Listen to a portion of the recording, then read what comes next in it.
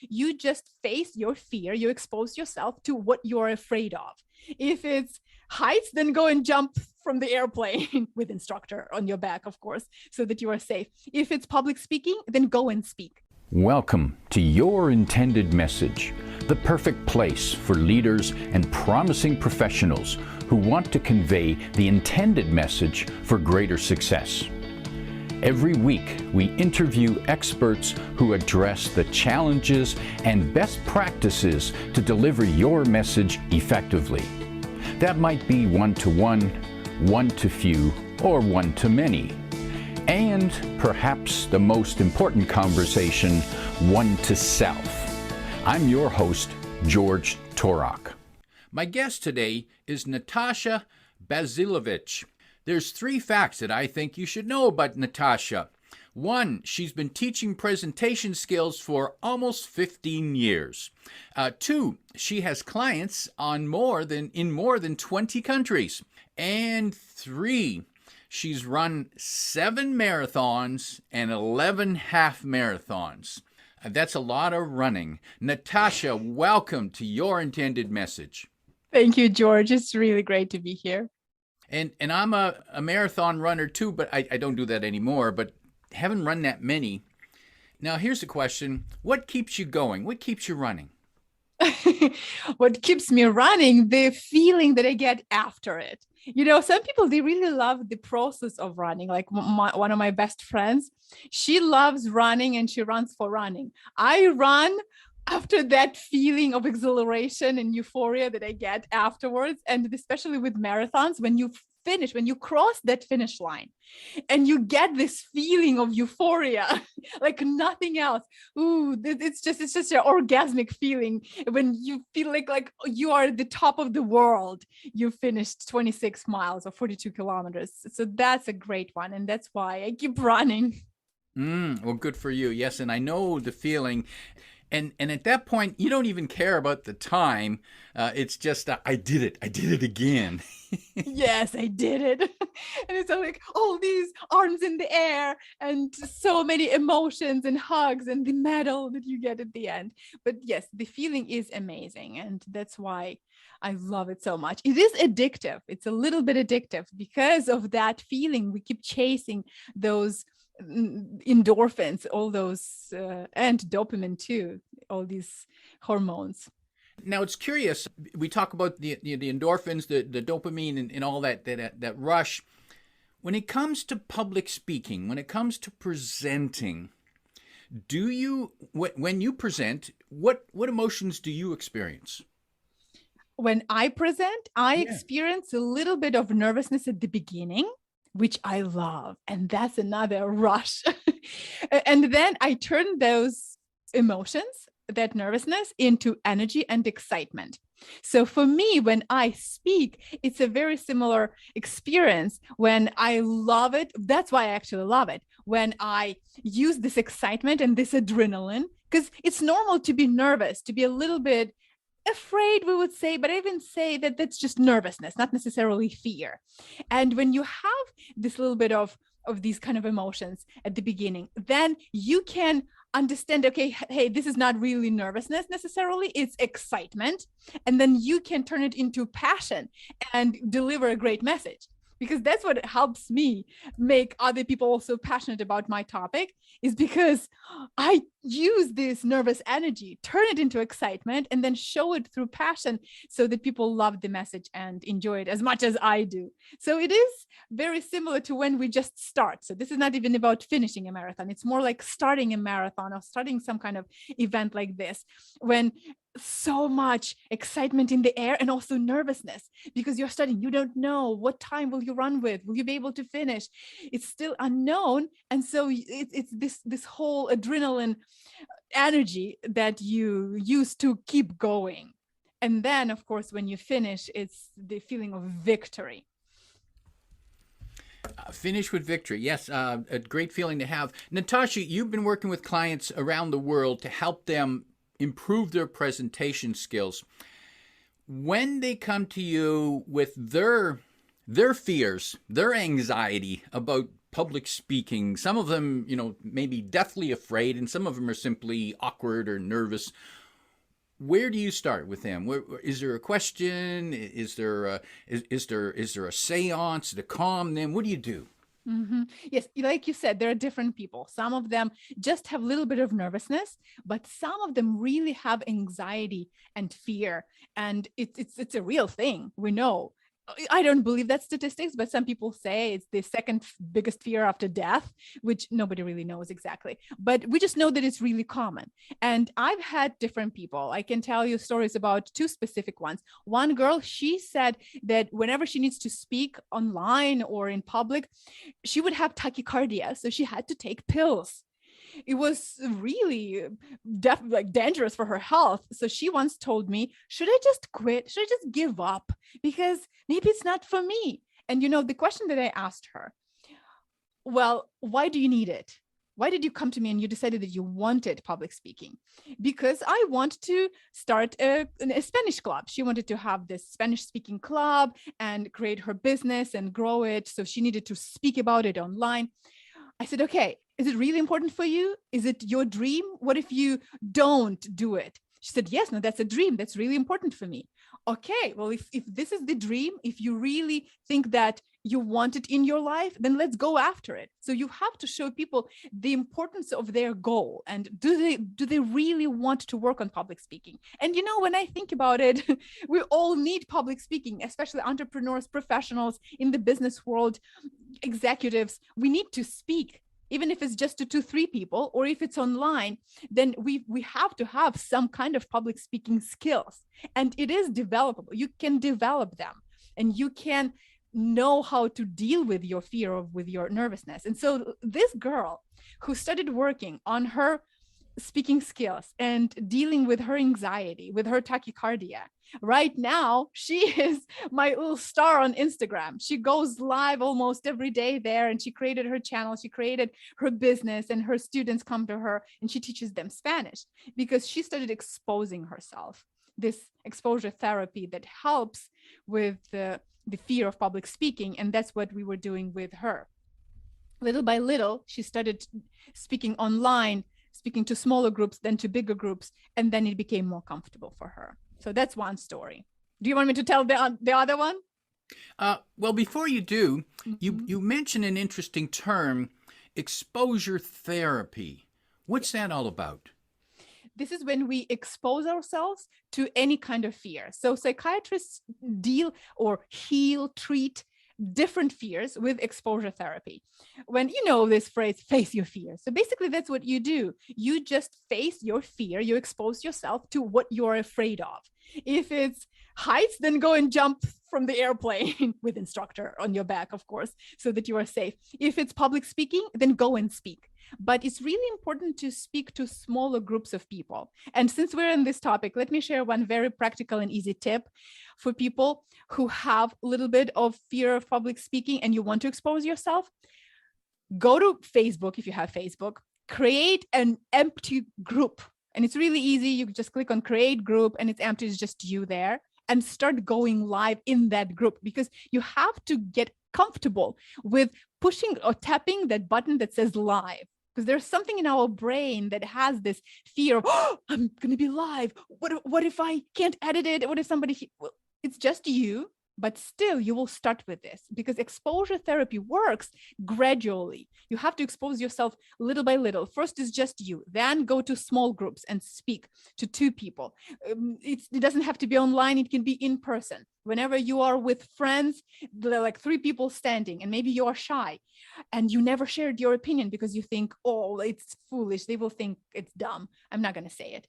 Say it. That is the sign for you. That is the alarm going in your brain that says, go and say it anyway. So you just share your opinion when you're with 2-3 friends, then go and speak, raise your hand and speak when there are 15 at a meeting, but always intentionally find ways and opportunities for you to speak. That's how you will expose yourself. So we expose ourselves to a little bit of fear at a time, and so if you're afraid of dogs, then go visit the kennel and just and peek in the door. The first day, you just peek in the door and look at the dogs. You don't have to go in. The next day, maybe you step inside the door. And the next day, you might walk down the aisle and look at the dogs. And then eventually, you might actually go up to the bars and say, nice doggy, nice doggy. Yes.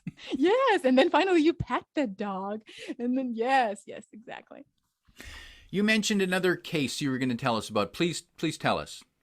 Yes. So this particular client, she also had a fear of public speaking. And what's interesting, we could dig out the moment that created this fear for her. So it wasn't just all the time, all her life. It wasn't tachycardia or anything connected with her health, but it was in her mind. It wasn't even physical necessarily, but in her mind, she kept remembering one moment that was a failure for her. She gave a presentation and people in the audience mocked her. So she felt like a loser, like a failure. Plus, some of those people were really respected by her. So that created this negative memory in her mind that kept being a block for her to go and present again. And so anytime she needed to present afterwards, she just had public speaking fear. She had all that anxiety because of this block, because of that memory. So what we needed to do is to go back, use visualization, and remember the moments when she was very successful in her presentations, before that and even after, and anchor the feeling of that success and just remember how good she was. Then plus also we needed to go back into the moment of when she was not successful and when she failed, and we had to reframe that experience of hers so that she could see the positive of that negative experience, so that she could see that it doesn't really matter to her what those people are thinking. And then it was easier for her to look at it differently, because this is actually a very deep work when you go into your mindset and you have to reframe, recreate, delete those old beliefs and start seeing it differently, because that is what's blocking. So the first thing we did with this client was to go into the memory and retrieve the moments of success, retrieve the moments of failure, and start reframing them emotionally. And what I'm hearing there, Natasha, is when we retrieve that moment of failure, for example, we can reframe it. We can say, yeah, I wasn't as good as I intended to be, but I wasn't as bad as they said I was. I could have been a lot worse. And so that's a beginning. And I suppose we can also look back at that and say, well, you know what? That was just practice. I can get better. So we need to say that, hey, it didn't go well, but it doesn't make me a failure. Exactly. And also you can find something positive in that moment, because there could be, like I said, there could be a teaching moment. It could be just a training moment. And plus you can look at those people who were mocking maybe, and you can understand that that didn't matter to you that much. So what they were mocking? Well, laugh with them. So just change the attitude to the situation. If you cannot change the situation, we know this philosophy or this kind of thinking. And it's very well, maybe if you're familiar with positive intelligence, I think Sharzad is the author of the book, and he talks a lot about saboteurs and about sage. So it's in our mind, we have these saboteurs, these thoughts that sabotage us, our success. And also we have the sage in our mind. So judge and sage, and saboteurs are the helpers for judge. So sage is this wise person in us, in our mind, who can look at every situation and can change it, see it positively. And that is the best way of dealing with those saboteurs, because saboteurs are the ones who will say, you're not enough, you're not worthy, you can't do it, you can't go and speak in public, you are afraid. Remember that moment when you failed? Well, it's going to happen again. Those are saboteurs. And to stop them, we've got to activate our sage, this wise person that says, so what that it happened? It was actually really good, because it showed me my weaknesses. So now I know what to deal with. So now I know that there could be people in the audience who would mock me. This was really good practice. Now, next time there are people in the audience who mock me, I will reply, or I will respond in this way or in that way. So this is simulation for you. Just go back into that memory and think of it as some kind of a training simulation that you can use for next time and do it differently. So that is the best way of looking at it. Natasha, there's a lot of people who say, I'm just not good at public speaking. It's not me. It's not me. I can't do that. Don't make me do that. What do you say to those people? I say to those people, are you good at walking or reading? At one time, you were not good at walking. You were crawling. At one time, you didn't know how to read, how to put two words together, how to write probably. But then you learned, then you developed. You didn't just say, I'm not good at walking. Well, I fall down too many times. I fell 15 times today. Okay, I'm just not going to walk. Or your parents said, well, okay, walking is not for you. Let's just say you're just going to be crawling your whole life. No, the same with public speaking. People think that it's something you have to be born with, or you have to be special and have this special talent. It's a skill, just like walking, reading, writing, running, and whatever. You can develop it just like any other skill. Some people could be better at that skill. Some people could be worse, but still it's something that we all need in our life, just like reading, writing, and walking. You need to speak, and you need to know how to communicate well, because you speak with your friends, you speak at meetings, you speak with people around you when you want them to hear you, and you have some kind of, not necessarily even a huge important message, but you want them to go to a movie that you want. You have a restaurant that's your favorite and you would like your friends to go with you. So do you know how to persuade them? Do you know how to communicate your thought? Or you have a very important opinion on the matter and you would like for people to hear you. How will you share that opinion? That's public speaking. Public speaking is not necessarily on stage to thousands of people. It can be to three of your friends.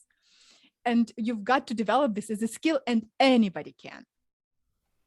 Natasha, what mistakes do you notice people making early when they're just starting to develop their public speaking skills? Are there some myths that they buy into and they believe that, they've heard someone say, oh, you always have to do this, or I see everybody do this? What are some of those mistakes? One biggest mistake that comes to mind right away is people try to be like someone else. They watch speakers, and a lot of times we see these energetic, very charismatic speakers, and someone who is quiet, introverted is trying to be like that, like Tony Robbins, for example, but they are different. And I say, don't try to be like that one person or three of your favorite speakers. Find who you are. What is your energy? And that's what I teach. I teach specific speaking energy. I'm working on my book in this area because I believe that every one of us have this unique speaking energy. Mine is, yes, it's this crazy fire, but then there are other people who are like water and they're flowing and they're gentle and their speech is like a song. It's different. So speak with that, because if you're trying to adopt someone else's, then it will be fake and people will feel that something is wrong. There's some misalignment there.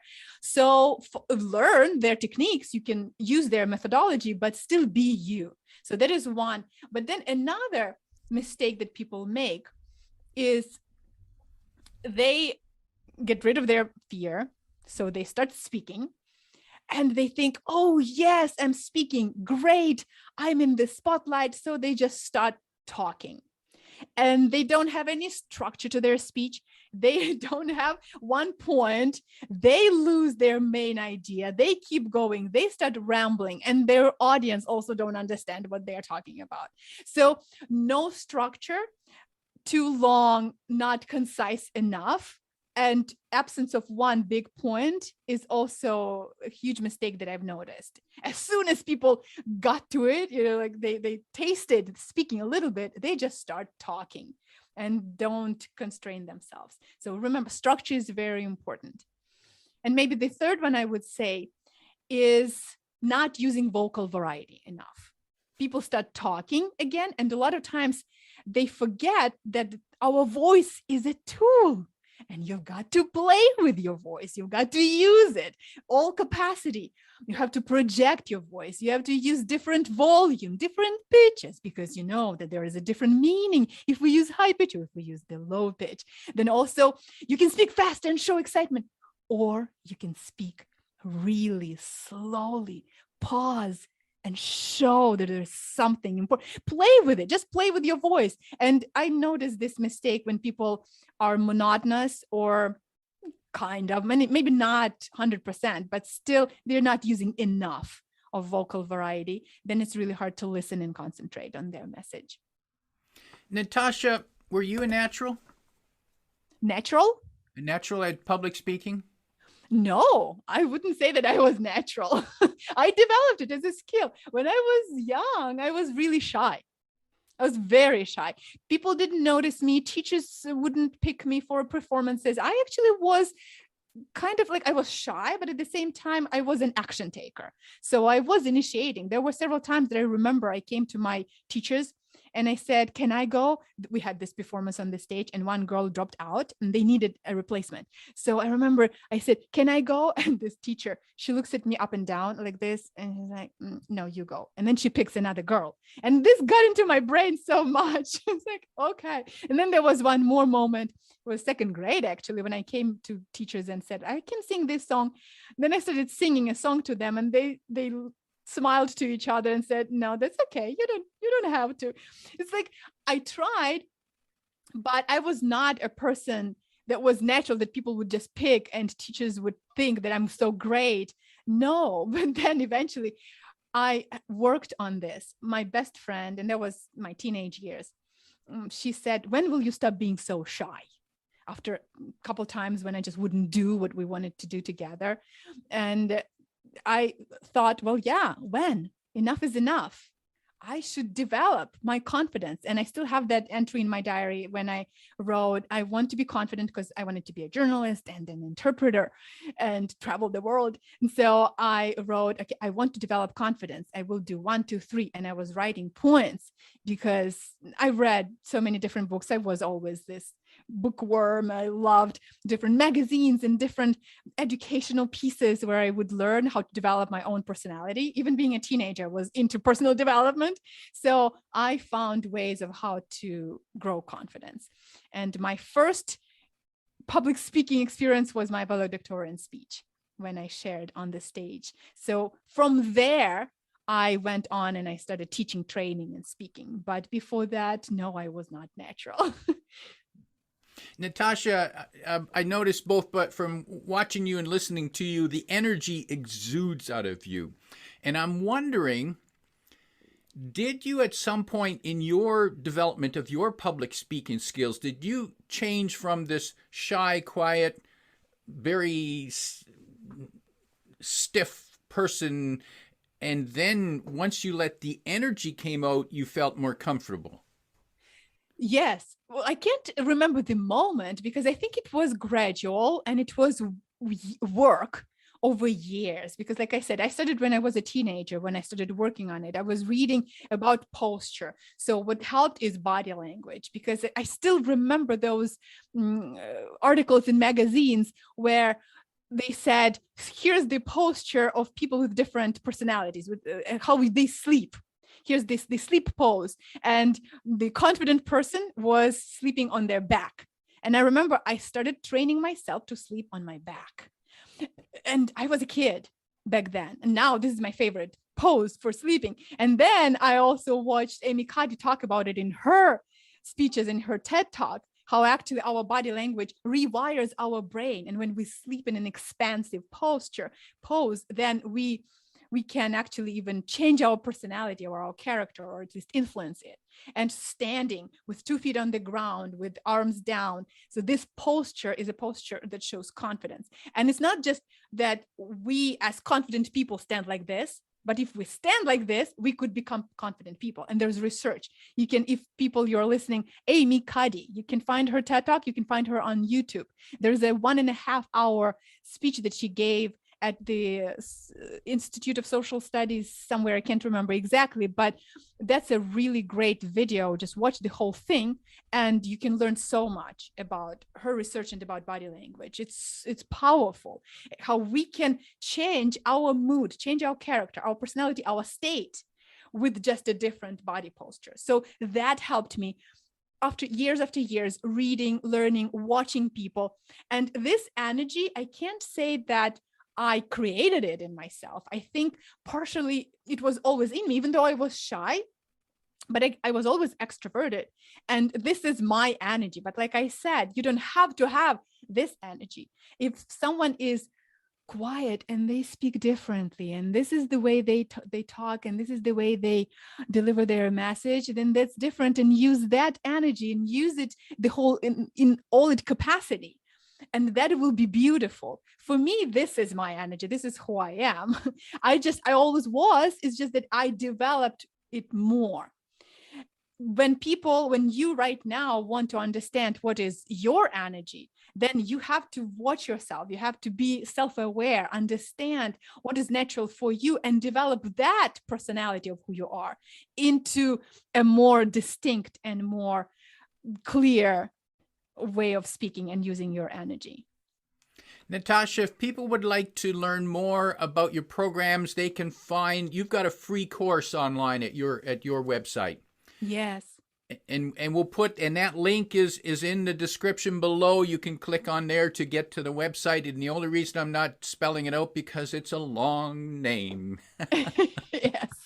Natasha, before we wrap up, if you could sit down with a person in the workplace, a team leader, and they run meetings and they need to speak to their team fairly regularly. If you could give them 1, 2, or 3 ideas on how they can both look and feel more confident when they present their ideas to the team, especially when the team is uncertain about the times. Mm-hmm. Well, the most important thing is for people to believe in what they're saying. Whenever I teach persuasion, then first what you've got to do is you have to believe it, because then people will believe you. If you don't, let's say you need to develop or to deliver and develop and deliver a training, a presentation at your workplace, and it was someone else's idea and it's not yours, and you don't, sit down and learn about it, and then first convince yourself. Then you will be able to convince others. So believe in it. Then when you go and you start delivering, of course, body posture is important.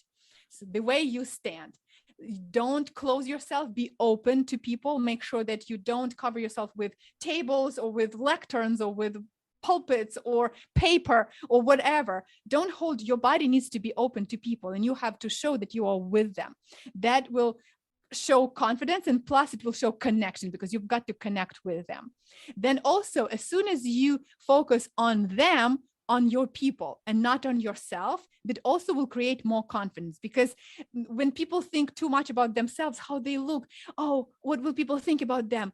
What if I make a mistake right now? Then you lose the audience, and you will make those mistakes, and you will not have enough confidence. As soon as you focus on your people, and you really, in your mind, you have to think, okay, so here's the problem.